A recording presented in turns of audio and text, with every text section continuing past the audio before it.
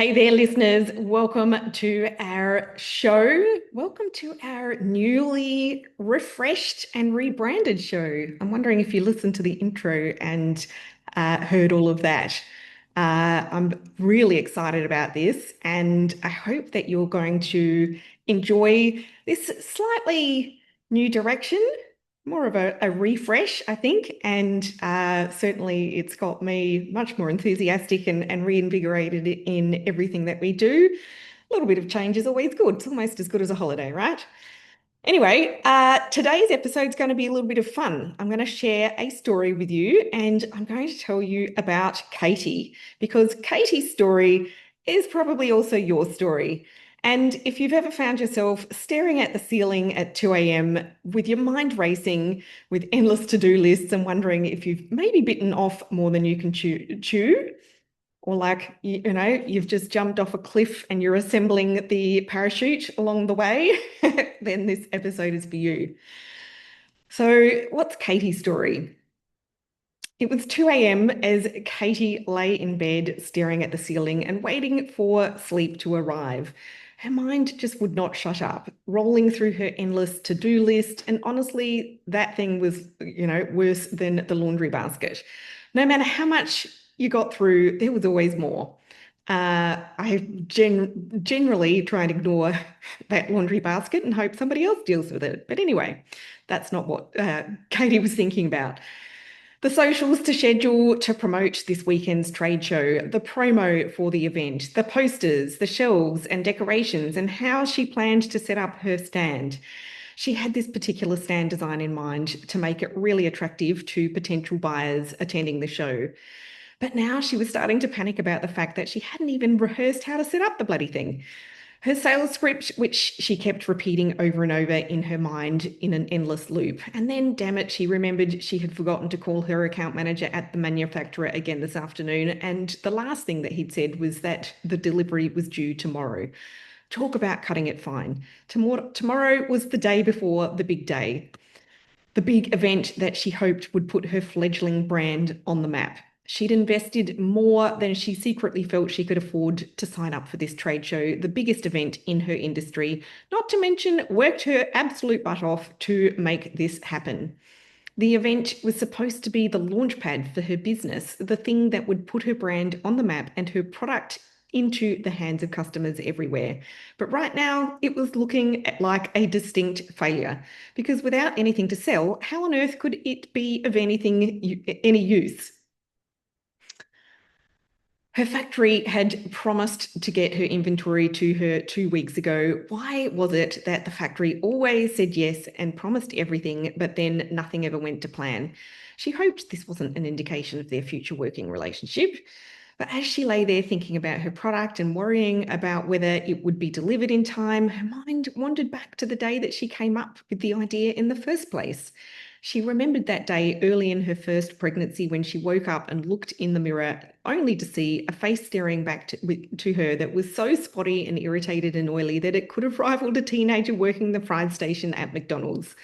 One minute she was riding a wave of euphoria and excitement and at the knowledge that she was pregnant, of course. And then the next minute, her self-confidence was back in the toilet as the memories of her acne-plagued teenage years came flooding back. That memory still brought a tear to the corner of Katie's eyes as she thought about it now. But rather than allow the experience to derail her completely, she'd used it as fuel to come up with a solution that worked once and for all. Because when she started Googling to find something that she could use to treat her skin effectively, something with no nasties that might be damaging for her baby, she quickly realized that so many other people suffered with acne as well. In fact, Katie discovered that acne affects 85% of young Australians between the ages of 15 to 24, but many adults like her continue to struggle with it for years, decades even. And it wasn't just the skin that suffered. She also learned that people with acne are much more likely to develop depression and anxiety compared to those without acne. She could relate to that for sure. So she'd spent months researching how to resolve acne, from topical formulations to supplements and diet advice that might influence the hormonal fluctuations on the inside. I mean, a far cry from her profession as a high school English teacher. She connected with an independent skincare formulator who specialized in natural and organic ingredients, and she had countless conversations with one of her best friends who happened to be a naturopath. The process of researching and formulating, testing and creating the products was hard work, almost like gestating a baby, to be honest, but really rewarding too. After 2 years of research and development, trying and testing countless different versions on herself and a second pregnancy and baby later, she felt absolutely thrilled with her product. Next, of course, was the process of naming it, designing the branding and packaging, and then manufacturing her first batch. Ready to sell. That was all finalized and delivered 6 months ago. And since then, she had started trying to get the word out to people and find ways to drum up sales. I mean, if she was honest with herself, she had assumed that the hardest part would be developing and manufacturing the products. Surely having a product that really worked and was the best and most effective on the market was enough. Don't customers come looking for the best and buy it? Apparently not. And so here we are, the night before, the day before the big event. Katie's husband, Simon, interrupted the blur of her frantic thoughts as he snored and rolled over in bed next to her. They'd had a row again tonight. Not a big, loud shouting match, that wasn't their style. No, their arguments were quiet, intense, and drawn out. It was always the same argument, and Katie played it on repeat now in her mind. After getting the boys to bed, bath, warm milk, 3 stories, and 2 songs later, she'd asked Simon to clean up the dinner dishes in the kitchen so she could get some work done before bed. He'd given her a very annoyed look and sighed deeply. Not because he expected her to do all of the housework, he wasn't like that, but because he knew get some work done meant she'd be at the computer till the wee hours of the morning. Again. What? Katie demanded. I miss my wife, that's what. When are you going to stop working every single night and weekend? You're spending so much family time on this, and for what? I'm pretty sure it's costing us more than you're earning.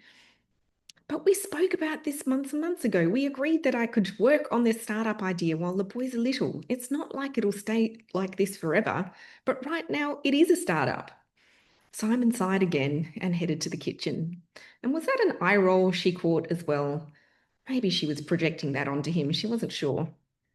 Katie knew this conversation wasn't over, but for tonight at least, she could head back to her laptop and get some work done. She stifled a yawn. Gosh, she was tired. Maybe a cup of tea would help. In the back of her mind, she ignored the fact that Simon was right. She couldn't keep going like this indefinitely. Despite how utterly exhausted she was when she eventually crawled under the covers at 1 a.m., she still couldn't sleep. This adrenaline-fueled insomnia was becoming a bit of a habit, which was a bit worrying. Hopefully, just another symptom of being a startup, one that might settle down as business grows, she hoped. What was it she was trying to grow? Her wakeful mind turned to ponder that question again now. She pictured her products sitting on the shelves of major retailers nationally, a busy team fulfilling orders for hundreds of and thousands of website customers, a thriving Instagram page where customers regularly posted before and after photos and videos showing their skin transformation and sharing how life-changing these products are. And she saw herself as the leader of this thriving multi-million-dollar business, earning a really nice income for herself, but also enjoying some flexibility in her days, maybe turning up to her boys' school assemblies or taking regular holidays with the family, or heading out to lunch with Simon sometimes. Finally, sleep descended. I'm going to pause that story there, but does that sound a bit familiar? You know, that pit in your stomach when everything you've worked for hangs in the balance, that weight of investment, both financial and emotional, pressing down on your chest at 2 a.m. I think Katie's story is pretty much every productpreneur's story, and it's very similar to my own first business. I mean, maybe your product isn't skincare, maybe it's sustainable packaging or innovative baby gear or revolutionary fitness equipment. But that feeling, that desperate hope mixed with paralyzing fear, I think that's pretty much universal. Because here's what no one tells you when you're starting out. The product development, that's actually the easy part. I know it doesn't feel like it when you're knee-deep in formulations or prototypes or finding manufacturers, but creating something amazing, I mean, for the productpreneur, that's usually your zone of genius. That's what you live for, the creative part. But the hard part, the part that keeps you awake at 2 a.m., that's everything that comes after. It's discovering that if you build it and they will come is complete rubbish, that having the best product on the market doesn't automatically translate into sales, and that marketing isn't just about posting pretty pictures on Instagram. It's the isolation, the feeling that no one, not your partner, not your family, not your friends, really understands what you're going through.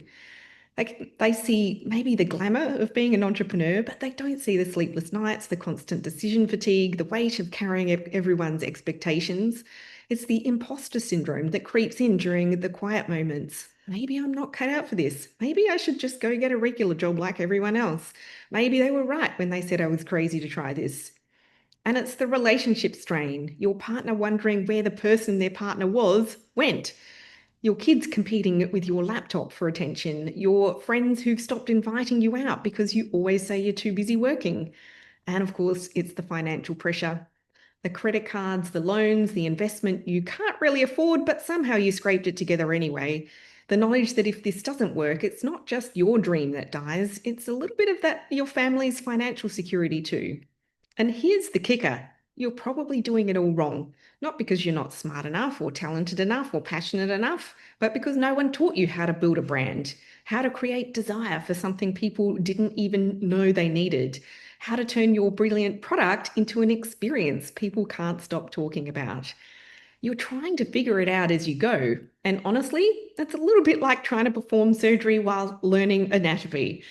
You might get there eventually, but you're going to make a lot of expensive mistakes along the way. Although, mind you, unlike surgery, at least with your business, it's not likely to be fatal.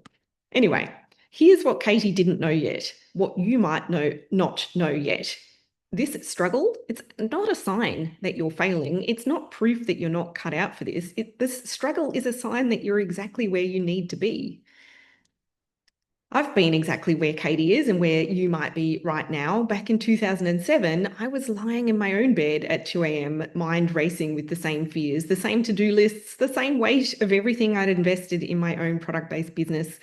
At the time, I was designing and manufacturing eco-friendly baby products and selling them both online through my own website and through retailers. And I was making initially every mistake in the book. I thought having amazing products was enough, that I'd turn my website on and all these orders would flood in. I thought customers would just find me, and I thought manufacturers and suppliers always told the truth. I thought if I just worked harder, posted more, tried more tactics, something would eventually stick. I was drowning in the tactics without understanding the strategy. I was so focused on selling products that I forgot I needed to be building a brand. But here's what changed everything for me. The moment I stopped trying to figure it out alone, that moment I realized that every successful brand, whether it's from Apple to Patagonia or your local cafe that always has a queue, they all understand something that I was missing. People don't buy products, they buy better versions of themselves. They buy the future they want to create. They buy the story that they want to be part of. And once I understood that, once I learned how to build a brand instead of just selling products, everything changed.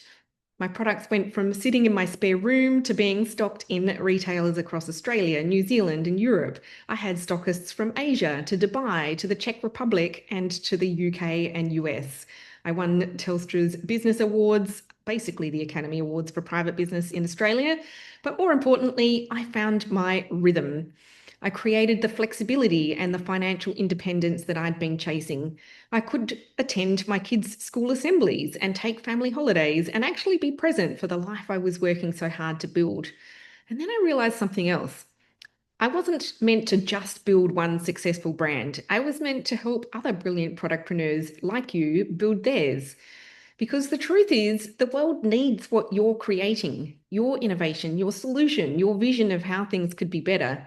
But it actually needs you to succeed. It needs you to break through the noise and get your products into the hands of people who desperately need them.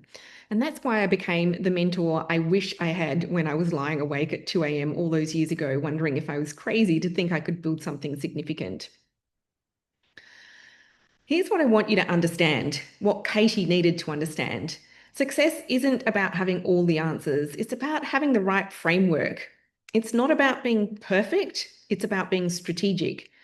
Most productpreneurs fail not because their products aren't good enough. They fail because they're trying to build a business using outdated playbooks that don't work in today's market. They're competing on features when they should be competing on feeling. They're focusing on transactions when they should be building transformations. They're shouting about their products when they should be whispering about their customers' dreams. The brands that break through, the ones that become household names and build multi-million dollar businesses, they understand that modern consumers, especially the consumers who have the money, who typically adopt new products ahead of the curve and have the influence to make or break your brand, they don't buy rationally, they buy emotionally.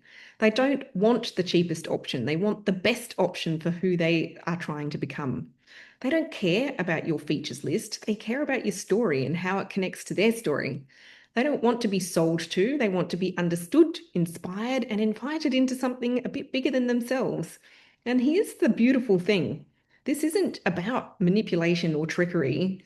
This is about authentically connecting your genuine desire to solve problems with people who genuinely need those problems solved. It's about taking the passion that drives you to create and channeling it into communication that makes people care. It's about building bridges between your innovation and their aspiration. So, whatever happened to Katie? Well, her trade show didn't go exactly as planned. Her inventory did arrive just in time, but her booth setup was pretty chaotic. Her pitch was a bit scattered, and she came home feeling like she'd wasted thousands of dollars on an expensive learning experience. Sound familiar? I had that experience at my first show. But here's the thing that about entrepreneurs like Katie, and hopefully like you, failure isn't the end of your story, it's the beginning of your real education. Because that failed trade show taught Katie something invaluable. It wasn't about having the perfect booth or the perfect pitch. It was about understanding, having the perfect understanding of who she was trying to reach and why they should care.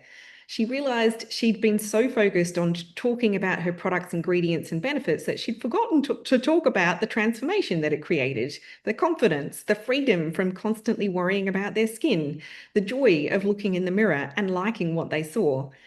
She learned that brand building isn't about you, it's about them. It's about painting a picture of the future that they want and positioning your product as the bridge to get there. She discovered that community trumps competition every time. Instead of trying to steal market share from big brands, she focused on creating a movement of people who believed what she believed. She found out that systems beat overwhelm. Instead of working harder, she started working smarter. Instead of doing everything herself, she built processes that gave her back control of her time and her sanity. Most importantly, she learned that purpose beats perfection. She stopped trying to be everything to everyone and started being exactly what she was to the right people. And you know what? Her business transformed, not overnight. Real transformation never happens overnight, but systematically, strategically, and sustainably. Because she finally understood what I'm here to teach you. Building a successful product-based business isn't about having the best product. It's about building the best brand around that product. It's about creating desire for something people didn't know they needed. It's about turning your customers into evangelists, and it's about building something that's bigger than just a transaction, something that becomes a little bit about a little bit a part of people's identity. So where do you go from here? Whether you're lying awake at 2 a.m. like Katie was, or you're just getting started on your productpreneurial journey, or you're somewhere in between, maybe feeling a little bit stuck and frustrated, first, know that you're not alone. Every successful productpreneur has been through all of those things. The difference between those who do break through and those who don't isn't talent or luck or even funding. It's having the right guidance at the right time. Second, understand that what got you here will not get you there. If you're still trying to figure this out on your own, if you are still thinking that just working harder will solve your problems, if you're still believing that good products are going to sell themselves, then it's definitely time for a new approach. Third, remember why you started, not the surface reason, not just because you wanted to be your own boss or make money. The deeper reason, the change you wanted to create in the world, the problem you were uniquely positioned to solve. That vision, not only is it still valid, still needed, and still possible, it's also the thing that's going to pull you through those hard times. But it requires you to step up, to stop playing small, to stop apologizing for charging what your products are worth, to stop hiding behind perfectionism and start putting yourself and your vision out there boldly. It requires you to understand that marketing is not a dirty word, nor is sales. And it's how you serve people at scale. It's how you get your solution into the hands of people who desperately need it. And it requires you to get the right support, because here's what I know after building my own seven-figure product businesses and helping hundreds of other productpreneurs build theirs. You don't have to figure this out alone. You don't have to lie awake at 2 a.m., wondering if you're doing everything wrong. You don't have to invest thousands in trade shows that don't work. You don't have to strain your relationships because you're working all the time, not getting the results that you want. There is a better way, a strategic way, a way that honors both your vision and your life. And this is where premium brands come to show what's possible when innovation meets the right strategy, when purpose meets the right positioning, when that crazy idea in your head meets the right framework to become the must-have product in their hands. Your vision can become their obsession, but only if you're willing to take the journey, only if you're ready to stop struggling alone and start building strategically. The revolution doesn't start with perfect products or perfect pitches or perfect timing. The revolution starts with you, with your willingness to believe that what you've created matters, with your commitment to getting it into the hands of people who need it, with your decision to stop settling for ordinary and start crafting extraordinary. Katie's journey continues. Her ultimate success story proves what's possible. Her struggles along the way are a cautionary tale that shows what happens when you wait too long. And so does yours. The question isn't whether you have what it takes. You already proved that when you created something from nothing. The question is whether you're ready to build the brand that your brilliant product deserves. If you want to dive deeper into your specific situation and create a strategic roadmap for your brand, then head on over to the show notes for this episode, where you will find a link to book your free growth strategy session with us, or simply visit my website. You can go to Catherine Langman or productpreneurmarketing.com, and you can click the link to book in a brand growth strategy session, because the world needs what you're creating. But more than that, the world needs you to succeed.